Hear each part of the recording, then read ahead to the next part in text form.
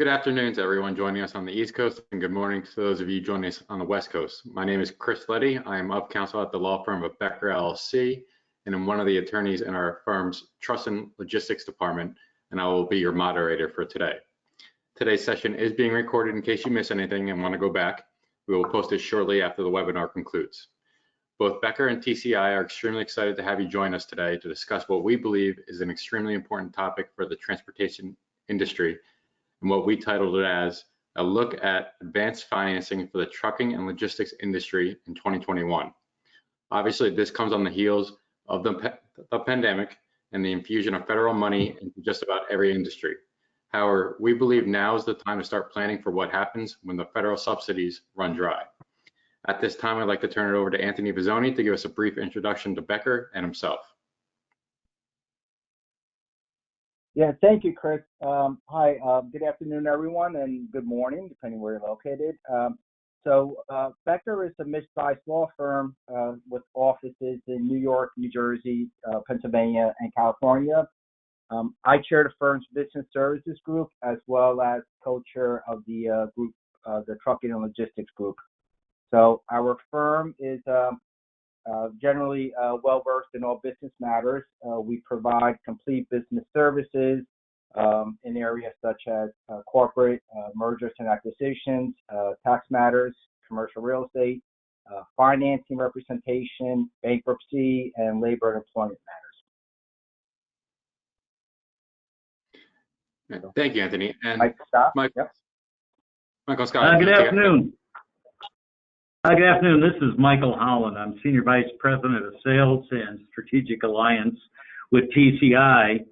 TCI Business Capital is a working capital lender that offers flexible account receipt financing, and we provide invoice financing to thousands of businesses and transportation companies across North America. We're based here in Minneapolis, but we're national in scope as far as what we service. The trucking and freight operations have been a core part of our business since we started in 1994. We know the ups and downs of the industry and understand the challenges, especially these days, of operating a successful fleet. We're a division of Fidelity Bank here in Edina, Minnesota, and that allows us the flexibility and capital to serve growing clients, such as those on the phone here. Joining me today, I'd like to introduce Scott Franzen. Scott, Senior Vice President of TCI's Fleet Financing Services, and he's been in the industry. He has 27 years of sales and business development experience in the factoring industry, and is responsible for selling accounts, receivable financing to trucking companies all across the United States. He's got a vast knowledge and understands the needs of the trucking and logistics companies, and has assisted them in their growth and success over all these years. So Scott, welcome. Thank you. Great. Well, thank you, Anthony, Michael, and Scott. At a very high level, our hope is that you guys can come away from today's webinar with an understanding of what the transportation and logistics world will look like after PPP ends and after the pandemic has started to subside, as well as the various types of financing available to the transportation industry, the pros and cons of each type of financing, and what to be aware of, such as covenants, prepayment obligations, early termination fees, collateral, and personal guarantees and contracts. So let's jump right into it. Michael, Scott, can you guys provide our audience with the 4 main types of lending available to owners? Sure, thanks, Chris. The 4 main types of financing we'll discuss today, our number 1 is self-financing. This is pretty self-explanatory. This is usually older, well-established companies that do not need that don't have much growth or experience much change. They're self-financing. A lot of times, typically, these are 2nd, 3rd generation companies. Not really much to talk about on that one. The next one is the commercial line of credit. This type of financing is where a bank examines your business to determine if you qualify for a line of credit. The bank's going to look at your assets, your revenues, your liabilities, and other items. This is a very extensive and typically takes months to establish. The qualifications that the bank considers include, the first one is time and business. Typically, banks want to see a minimum of 2 years But lately, I've seen banks stretching that to 5+ years. Next is collateral. Banks look at what type of collateral you have to repay the loan, such as your accounts receivable, your inventory, equipment, machinery, real estate, etc. Next, they look at revenue and profits. Banks typically use your revenue numbers as the principal means of repayment, and obviously the banks want those numbers to be profitable. Next is financial ratios. I don't know if any of you know this, but banks love ratios, and they use some of the following. They'll use current ratio, debt to equity ratio, debt service coverage ratio, fixed charge ratio, and that's just, to name a few of them. Next is guarantees. And the other thing that banks love is they love guarantees. The more, the better. They may ask for a guarantee from the parent company, the company itself, owners, shareholders, key employees, pretty much everybody.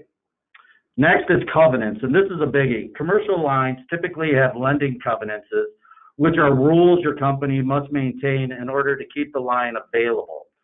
Some of the financial ratios that we talked about above are a lot of the main ones, but they also may require a company to maintain certain levels of net worth, maintain levels of liquidity, levels of debt, repayment of the line. Sometimes they make you repay the line every year, and other things. The bank basically is running your business, not you, and you spend a lot of time reporting all this information to them. The next is the asset-based lending, and this is commonly called an ABL line. Typically, larger companies that either don't qualify for a commercial line of credit or cannot meet all of the bank's covenants look for an ABL line. The nice thing about an asset-based line is they allow you to finance the assets in your balance sheet, including your AR, your inventory, equipment, machinery, real estate. And a lot of times, ABLs are sometimes a combination of both an operating line and a term loan. ABL lenders typically have large upfront fees to initiate underwriting, as well as several fees once a loan is approved for funding. Again, these typically take a long time to underwrite and usually contain many of the financial covenants as the commercial line does. And lastly, we'll talk about accounts receivable financing or factoring. This type of funding has changed significantly over the years, but the basic concept has stayed the same. A company uses its accounts receivable as the collateral for the line. Typically, companies get between 80 and 95% of the receivable amount within 24 hours of billing instead of waiting 30, 60, 90 days or more to get paid. This type of financing has drastically improved the company's cash flow and is by far the easiest to attain. Factoring companies look at the strength of the company's debtors instead of the strength of the company itself. They normally do not contain any financial covenants, have limited guarantees, the highest advance rates, shortest contract times, and very little setup cost. Rates have gone down significantly since I started doing this type of financing almost 28 years ago. Most companies also offer back office help at no additional cost, like collections, billing, things like this. And by far, these programs are the most flexible. Yeah, and one thing I'd like to point out too is factoring in its infancy did get a bad name. It's been around for a long time, but at first it was kind of a name because there are a few companies that handle things in an unprofessional manner. They were charging high rates and used deceptive business practices. And as Scott said, a lot has changed. Now these companies are a lot of times owned by banks, have the wherewithal to adhere to those standards. And if you look at that, there's the factoring is widely accepted now as a funding option, whereas before, years ago, was considered a last option. Right. So it's different than what it had been years ago. Right. I think part of that, Michael, is that when I started, almost all the factoring companies were unregulated. We could do basically whatever we wanted to do. And now, like you said, banks, financial institutions, large corporations have bought factoring companies and are their source of financing. And since, because of that, we have FDIC regulations we got to follow, the OCC. There's a lot more stuff that we have to follow than we used to have. Yeah, and it's across all industries now that can utilize this. Rick. So with that, Chris? All right, thank you guys. And just as a follow-up to that, how do owners decide which is the best option of the four that you laid out for them? Yeah, one of the things we say most of the time, the banks will decide for you. So a lot of times you go to the bank first, and it'll kind of go from there. And they'll want to look at different things like how large of a line do you need, and what are you going to use it for? Also, what's the financial condition of your company? Recently, they're looking at the last couple of years, and as we know, last year was not the greatest, and not considering what's happened in previous years on the health of the company. And how long do you want to have along the loan? And then a big one is how quickly do you need it? When do you need the cash and the money? And a lot of times it does take a little longer, but it goes down to a lot of institutions, trucking organizations start with the bank and then kind of go from there. Mm-hmm. Gotcha. All right, thank you guys. Anthony, based on these four types of financing that Michael and Scott just spoke about, what considerations do you regularly discuss with your clients who are trying to determine which type of financing they should elect? Yeah, good question, Chris. I think it's important to look at the financing in terms of your company's short-term and long-term goals. So, the financing may be sufficient to alleviate short-term cash flow issues or to facilitate, immediate needs such as the purchase of new equipment or, buying a new home base for the company. But I think you really need to consider the long-term goals of the company.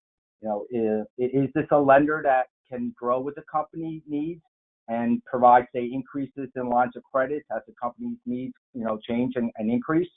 Will any financial covenants in the new financing prevent the company from meeting other objectives, such as growth through acquisitions, change in ownership to, say, another generation in the case of a family-owned business? Would a financing prevent or limit distributions to ownership, which could be a source of funds to accomplish other long-term objectives for the family members or for the company as a whole? If the financing is asset-based, how flexible is the lender as to, say, the company's accounts receivables? It's important to understand how, based on the payment history of your clients, how does the financing terms match up with your client's typical payment mode? If your customers typically pay on 60-day terms and receivables over 45 days are disqualified in the borrowing base, it's important that you negotiate those with the lender up front, right? So really understanding your customers in ABL financing and appreciating how they've been paying in the past and matching that up to what the lender will provide is important, so that you don't, not get funded on a majority of your receivables, or, your borrowing base shrinks every time you go in for a draw because you're mismatched. So to me, those are some of the important considerations. Great points, Anthony.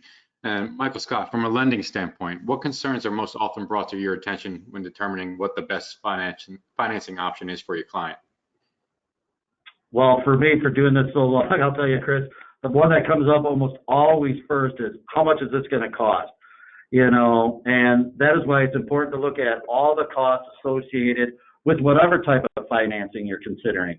For example, most commercial lines and ABL lines on the surface look a lot less expensive than AR financing, but once you start beginning to add in all the other fees associated with that line, a lot of the times it's pretty close or the same without handcuffing the company with all the financial covenants and all the reporting that needs to be done. Next, I always like to look at what is the size of the line needed, and does that size or does that line give them enough room to do whatever they are planning? Next is timing. How quickly do they need something? And a lot of times people don't start thinking about that till the end. They don't realize that, most commercial lines and ABL lines may take 2, 3, 4 months to get in place. And we just had one recently that said, we need financing by next Friday. Well, when you're looking at a $3 million line and you have a constricted amount of time, it really kind of mandates what type of financing you might get. The next is that we always look at the ease of funding. How difficult or easy is the process for your office personnel to do? Is it going to take someone in your office, an extra hour a day to do the reporting, or is it going to be pretty seamless where they just hit a button and it all flows? And then lastly, a lot of times I get asked, how much can my company qualify for? And again, that one has a lot of questions associated with it, depending on the needs of the company and what they're trying to accomplish. So those are usually the questions that come up most from my side. Yeah, and one of the other ones I'll add that with the ABL, a lot of times it's not one size fits all. If it's smaller need, we had one that we talked to that was right around the same thing, about $4 million, and it was really smaller than the ABL was going to help support. So a lot of it, as Scott said, is really understanding the requirements and cost of all aspects of it. Yeah, so it sounds like a lot of pre-planning. The more you pre-plan, the easier it is to get financing, for sure. Without a doubt, yeah. So Anthony, once the clients have selected an option, what happens next, or what should happen next, right? How are you involved in the negotiation of the loan documents, and what are the most common issues that arise when you're going through those loan documents? Yeah, so my suggestions are bringing counsel prior to signing any commitment letter. If time permits, it's important to discuss the business terms in addition to the legal terms with your counsel. Also with your accountant, they're key people in terms of understanding the economics and what the impacts may be. And, talking with counsel prior to signing off on a commitment letter is important, because when we start negotiating with the lender's counsel, we could basically get more ground in terms of leveraging a better situation, better protections for the company, raise things that maybe were discussed previously, business terms that we've spoken about. So it's important to bring us in on the process fairly early. I think that one of the most important issues we face is maneuvering and balancing the lender's legitimate repayment concerns and regulatory requirements, with the needs of the company borrower. Right. So while the financing may be necessary and ultimately a very positive thing for the company, there could be times where the financial covenants of the lender could have a suffocating effect on the company. So, we see that over and over again. So that's important to recognize. Some other issues we come across quite often, especially on term financing, are dealing with prepayment penalties. At times the company needs may change drastically after the financing is secured. So, for example, if the company has a 5-year term loan with prepayment penalties factored in, and say 2 years into the loan, the company needs more financing for whatever reason. Some of the things that we see are we have the ability now to buy a competitor. So something's going on with a competitor company, and they're looking to sell, and we could buy in at very favorable terms. So even though that wasn't considered, a couple of years prior when the original financing was obtained, your lender may not be willing to fund that acquisition, but a new lender will.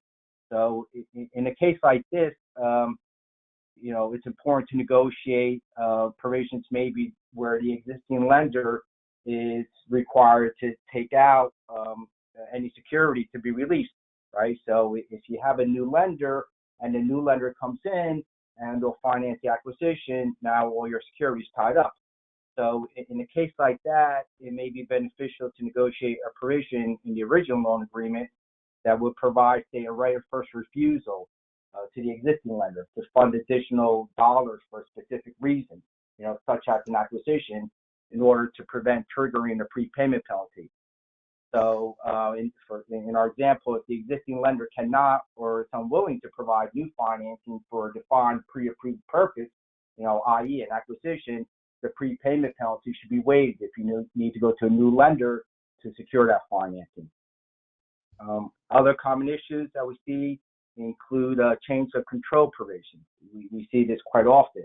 If, say, there's a sale of the stock of the company by a major shareholder, or a transfer of stock by, say, a father owner to a son or a daughter that is entering or participating in the ownership of the existing business, and the company has obtained very favorable financing terms, we want to ensure that the transfer of ownership is permitted and does not cause an acceleration of the loan maturity, right? So in this regard, also, we look at replacement guarantors. So if, say, the father's retiring and he's not going to be involved in the business any longer, and he's off in the Caribbean on retirement mode, we want to make sure that we have the ability to, relieve the dad of the guarantees or, replace, provide a defined replacement guarantor. If the son comes into the business, for example, make sure that we get the son qualified as a guarantor in the event that dad retires. Yeah, those are all great points, Anthony. And go ahead. No, go ahead, Chris. That was it. Well, I guess just with the loan documents themselves, when you're actually reviewing, what are the most common pitfalls that you see that clients may not otherwise recognize?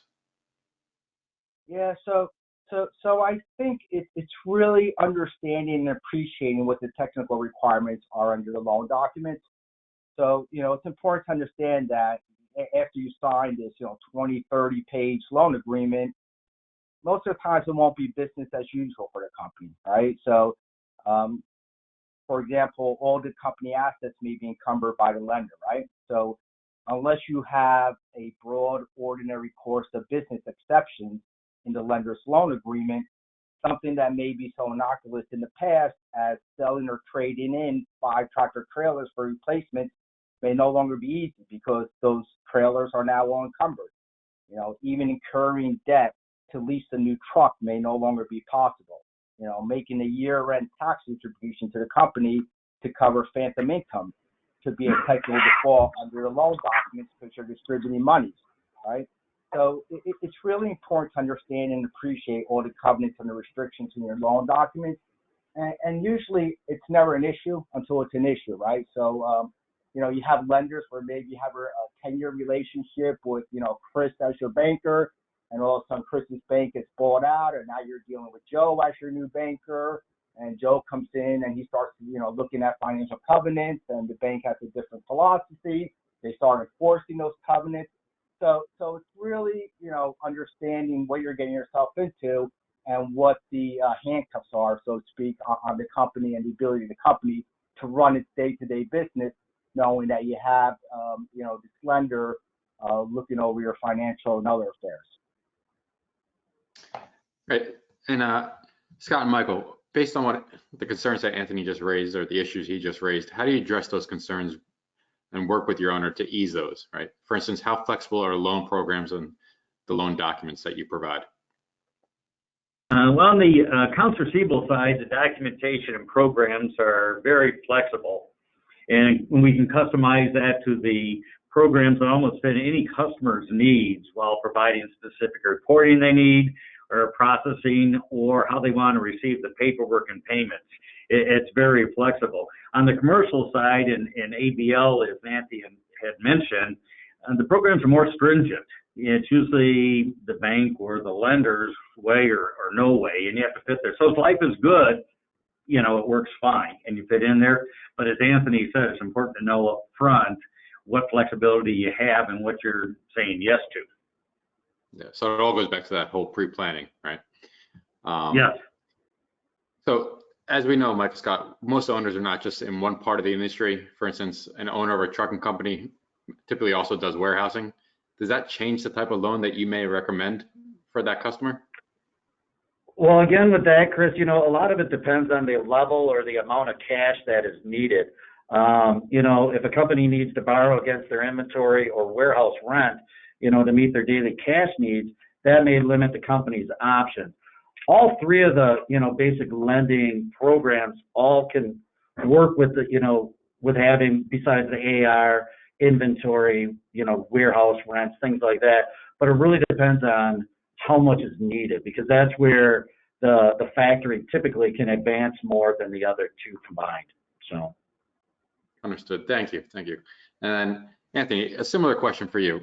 Would you recommend, from the legal side of it, would you recommend that loans be bifurcated so as to decrease any liability or exposure? Yeah, most of the time the answer is yes. I mean, from lawyers like separation. So from legal protections, that's always important. Having that separation and maintaining the separation, right? So you don't just form NewCo LLC, go out get the loan, and then you operate as if NewCo is part of maybe your parent company. So the separation is important. listen, although companies may not wish to be burdened with the cost and expense of several separate entities operating under the same roof at times, with the same employees, under common ownership, it is important to establish and properly maintain that separation. This really protects the companies and can be a great way also to facilitate growth. So take your example with the company that offers warehousing and trucking. So I would imagine, and I think it's probably a good statement that trucking is more at risk as opposed to, say, the warehousing. So if the trucking operation is riskier than storage and warehousing, you want to have that separation, right? So if there's say a catastrophic event resulting from the death on a highway caused by one of the company trucks, notwithstanding the insurance coverages, the separation could protect the warehousing entity, and the warehousing entity can continue to do business as usual if the trucking operation is at risk because of that nuclear verdict, right? So you can expect to see various triggers in the loan agreement that would prevent the lender from continuing to funding in a case where there's risk to the company. In our example, judgments in excess of certain amounts could cause the cessation of loan funding, right? So you could have a covenant that says if there's a judgment or potential judgment in excess of $50,000, that's a reason to stop funding. If it usually have these general provisions. If the lender believes or reasonably believes that the company's ability to repay the loan is in jeopardy as a result of a significant lawsuit or even a risk of a lawsuit, that can prevent funding. And now you're in a situation where you're not getting funded until you address it to the satisfaction of the lender. There's also limitations on how much the company can spend on the settlement of any claims. So if you have a potential catastrophic event and you have insurance coverages and you have deductibles, and maybe you're in a position where you just want to negotiate a settlement, you want to offer to pay somebody $250,000 on a claim to go away, you may be prevented from doing that under your loan document. So again, having that separation where you can continue to fund one company and protect that company from other interference from your affiliates or related companies is important for the well-being of the company, and also in terms of protecting you with your vis-a-vis your lender. Yeah, those are all really good considerations. I'm gonna try to switch gears here and go to more on the mergers and acquisitions here, purchasing and selling companies. So Michael Scott, a lot of our clients and many owners in the industry are either in the market looking to purchase or looking to go to market. What type of financing is available for those owners? Again, the choice of financing, Chris, will depend on the level of cash needed. You may need to have several different lenders in place in order to complete the sale. If the company is looking to buy the equipment, you may need an equipment lender to refinance it. If you're looking to buy the terminal, you may need a bank or even seller finance to purchase the real estate. And then a thing to consider is then you may also need a bank or a factoring company to provide you a line for the receivables, especially if the receivables from the new added company will outgrow your current receivable line. That really is a big one, because that, we can add, if you don't have enough cash for both companies, it doesn't really work for you. So that's a great point. And Anthony, since you represented numerous clients in the industry and buying and selling of their business, during your due diligence and reviewing the loan documents, what are you looking for, and what are the common issues that you see always coming up? Yeah. So look, as we talked about earlier, be aware of the financial covenants that can be an issue in your acquisition. We see them over and over again. Even if you don't need financing for an acquisition, say you're buying a competitor, right? So it's a tight business. You've known, Joe down the street for 25 years. You've been in business together. Joe's going to retire, and Joe comes to you and says, "Hey, I'm going to sell my business, take over my operations, and I'll take back a promissory note, no money up front or nominal money up front. Pay me off over 10 years. It'll help me with my tax situation, and we can do a quick deal, and it's a win-win for everybody." Well, you got to look at your existing financing, right? So if you have loan covenants that could really jam you up with respect to borrowing or incurring any new debt, that could be an issue. So now you go back to your lender, you say, I have this opportunity, I'm going to incur $1 million in financing, and they may do some sort of financial stress test. They may just come back to you and say, no, it's not permitted. And, we're not going to lend you the money, and we're not going to permit you to move forward on that basis. So now you missed out on an opportunity, right? So you're back to, well, do I take out the lender or what do I do? So, really understanding those covenants are critical. If you're planning on selling your business and there's prepayment penalties in the financing, again, try to deal with that up front with your lender. Have a discussion with them and say, I may be in sale mode come 2 years. So if you have a term loan, a 5-year term loan with prepayment penalties that go right to the final year, you may want to negotiate a shorter prepayment term, right? Have the discussion with them now, or try to negotiate maybe a shorter term loan with an option, your option to renew. So you maintain that option, and then you deal with it when you know where life is taking you in 3 years. If you're moving forward on other acquisitions and you're growing, maybe have that discussion with them after the expiration of your term. Also, to the extent you could get any assumability clauses in your financing, that always helps you in negotiating a deal. So if you have good favorable terms, and you could have your new owner, assume that financing, that's also always a good thing. If there's a personal guarantee involved, again, get the ability to provide a replacement guarantor.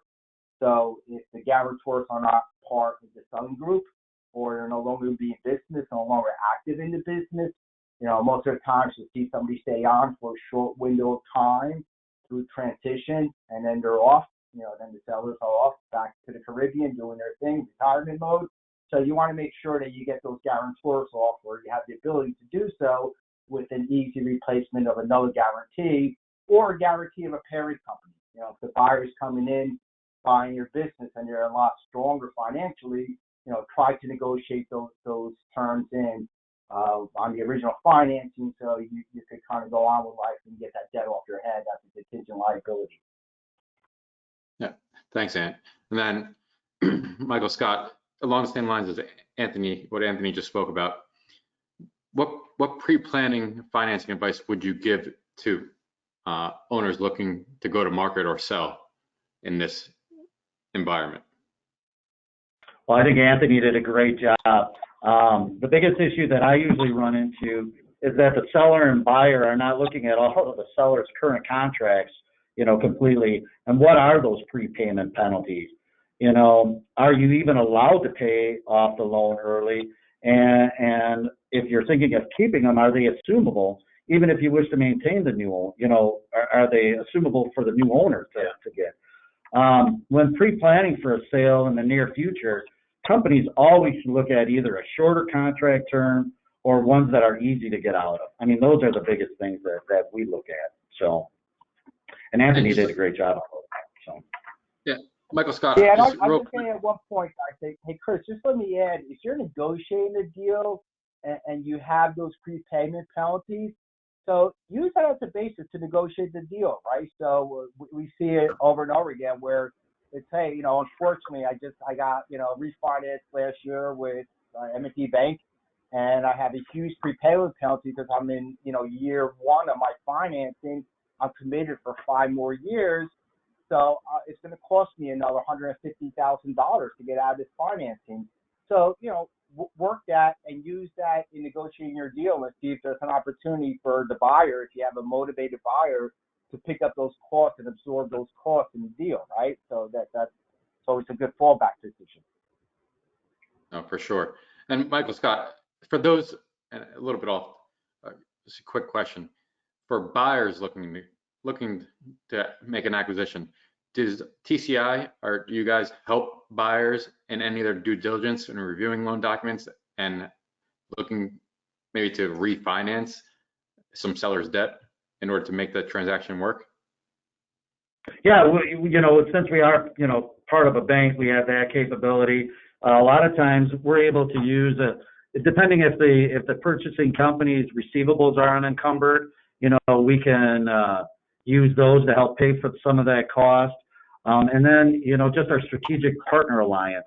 Yep. We have a lot of people that we can, if we can't do it, we can refer these guys to. So. That's great. All right, and we're going to switch topics one more time.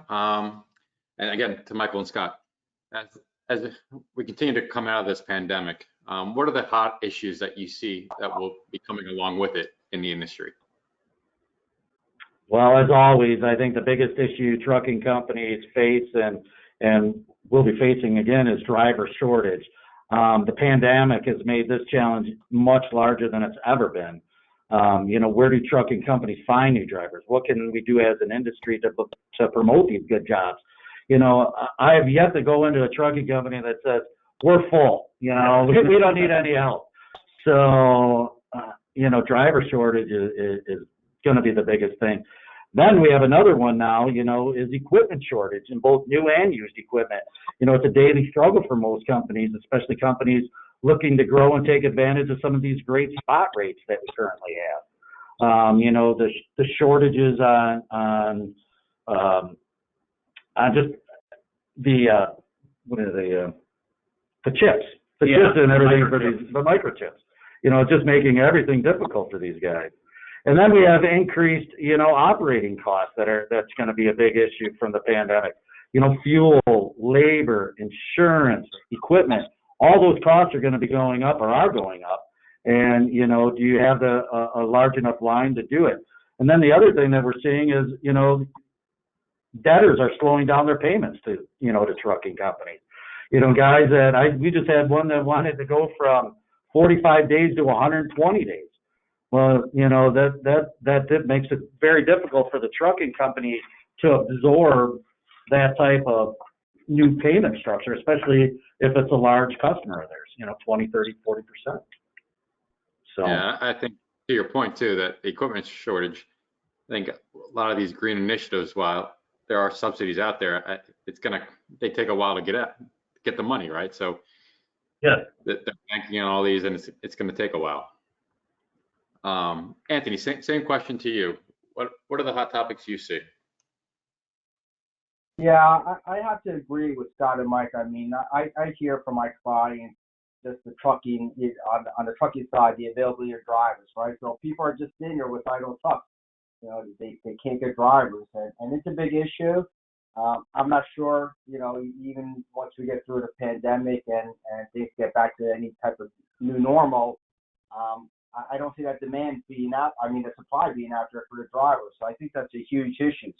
I mean, we've done some sales of companies where there's been earnouts based on retaining drivers, right? So whatever, a company will get sold for $10 million, and then they'll pay an earnout is 12 months after a closing date. The driver pool is the same or better. So you can just see the value has really become on the human resources side with these drivers. I also think that, right, again, you're seeing this constant stress from the feds and from the state levels in terms of regulatory and compliance issues. So I think that's going to be challenging, depending how politics kind of seesaws back and forth between parties. I think there's always going to be that push down of regulation and compliance that's going to make it, harder for companies to operate and to move freight. So I think that's a problem. On the logistics side, warehousing space is just booming, right? So I do a lot of commercial real estate, and we see it's probably between multifamily and warehousing. I think warehousing is really killing it. Land prices for the construction of fulfillment centers is continuing to increase. Cost of building materials is where it is, right? We're seeing increased cost to construct, and that's leading to increased rates and rents. If you're leasing as opposed to owning, if you're an owner, increased costs certainly will have an effect, as will increase taxes. That has a big effect. And obviously that's ultimately going to lead to increases in cost of services to support and maintain some respectful profit margins, right? So you're looking to do better, increase your profit margins. In this environment, it's not an easy thing to do. And certainly, going full circle back to financing, maintaining those profit margins is important so as to have a chilling effect on the financeability of the company. So I think to me, those are the top areas, the availability of drivers and regulatory compliance and just pricing on construction and land acquisition, especially depending what part of the country you're located in. Yeah, and to the availability of drivers, from just speaking to our clients, drivers are making about $200 less right now a week than unemployment than they otherwise would be if they were working, right? So for $200 less a week, a lot of drivers are choosing to stay home. You don't think that's going to, once that pandemic assistance goes away, which it's already starting to go away in some states like Montana, South Carolina, you don't think that that's going to drive even a slight increase in driver availability? Well, it might bring it up a little bit, but there's still a lot of other issues. The other one is the drug, the drug screening and everyone. I was just on a thing. I can't remember the exact number, but I think there's something like 56,000 drivers right now that are on the watch list for testing positive for marijuana and haven't even restarted the process to get reinstated. So there's a lot of things hitting as states legalize marijuana and other drugs, the Fed still hasn't done any of that. So there's a lot of moving parts, I think, with driver shortages. And drivers, I always say drivers, the big part in there is drive. We got a lot of people that want to drive, but they want to be home every night at 5 o'clock to sit down at a table and eat dinner. And, unless you're running real regional, that doesn't work. So there's a lot that's happened to the driver shortage. Yeah, and then I would say the driver shortage, that was a factor in business even before the pandemic hit. Oh, yeah. It just exacerbated it once the pandemic hit. So it is as Scott mentioned, a lot of different factors that go into it. Yeah. To find some of that. And just to chime in on that, guys. Oh, I'm sorry. Just to chime in on that. So, as these drivers come back into the workforce, right? So there's a huge amount of pent-up demand. I think that industry is only getting stronger. So economics 101, supply and demand. So I think where you're going to have to start seeing is that the costs are going to increase, right? So the cost, the salaries, the hourly rates for drivers is going to start increasing because I think companies are going to have to pay more to support, getting that level of drivers intact. And also, back to regulatory, that the whole push down coming from the states and from the feds on these classifications, these, independent owner operators versus an employee, you're constantly battling, getting through those hurdles of how to classify your people. So I think there's just a lot of things happening with respect to drivers that are just not too favorable from the company's, point of view. So. Yeah, I think those are all great points. And unfortunately, it's all going to flow downhill, right? It's all going to flow down to the consumer because when you're paying more for drivers, you got to pay more for the products. Yeah. So. But anyway, look, we shouldn't end on a negative note, so it's not all doom and gloom. I was like, okay, why did I sign up for this? No, the industry is so strong. I mean, I think that, people who have experience in this industry, I think financing is going to start opening up, right? So, the one thing we didn't talk about with all these lenders is they're looking to make good loans, right? So I know a lot of lenders I do business with in all different areas. They like the industry, they like logistics, they like trucking, they like transportation. So I think that, going out there and obtaining financing, Scott and Mike, you could certainly chime in on this point, but if you're a really good, solid borrower, I think you'll get really good negotiations and very favorable terms because there is competition out there at the lender level to put money out there.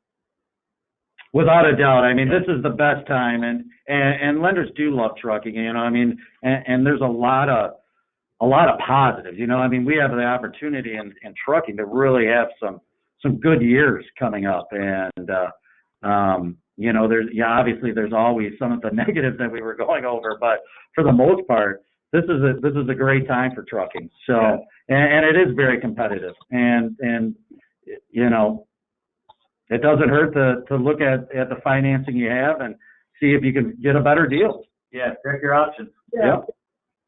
Yep. Yeah, and I think it's important to be upfront with your lenders, right? If you have a plan, if you have a 5-year plan, and you're like, okay, I'm 70 years old, you know, and I'm going to have my kids take over the business in 5 years, and you need to find a lender who will understand that. You go to them and you say, here's my exit strategy. This is where I'm going. I want to make sure that transition to my family will not be an issue, or if you all decide to sell, that won't be an issue, and kind of laying out your business plan for your lender, and then working within the parameters of where you are heading as an organization. I think that's important to do. So if there's one big takeaway from my point of view, it's really being upfront with the lender and letting them know, understand, and appreciate where your business is heading, and making sure that they're the right lender for you. You know, short term, if you need to go in and maybe raise a couple $1 million over a 12-month period, you factor your receivables, you know, that's fine. But on a long-term, you know, situation with term financing or even ABL, it's really being comfortable to have the right lender behind your company to support whatever your plans are, you know, in the next, you know, 3 to 5 to 10 years. I agree. You know, having a lender that understands your business is huge. All right, well, thank you, gentlemen. At this time, if anybody has any questions, you guys feel free to ask away.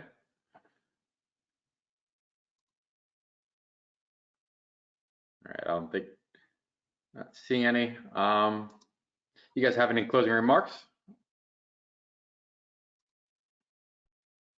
Yeah, I just thank everyone, and you know, we appreciate you joining us, and certainly our contact information is on the screen. So if we could be of help, if anyone has any questions, you just, you know, like to pick a semi-soft legal brain, I guess, for a few minutes, you know, don't hesitate to reach out, give us a call, whatever you could do to help you and your business.